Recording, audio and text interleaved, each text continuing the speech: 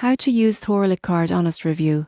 Properly beginner mistakes that cost you. THORWallet card combines crypto and fiat transactions, but beginners often make costly mistakes. Here's how to use it properly. Most people get this wrong. They treat it like a regular debit card. Crypto conversions may have fees and timing considerations. Understanding rates and transaction limits prevents unexpected costs. Another mistake is ignoring security. THORWallet supports PIN codes, two-factor authentication and card freezing. Not using these features increases risk of unauthorized access. Many users overlook funding methods. The card can be loaded with crypto or fiat, but incorrect transfers can fail or be delayed. Always double-check wallet addresses and demands. Ignoring notifications is another trap. THORWallet alerts help track spending, crypto rates, and potential fraud.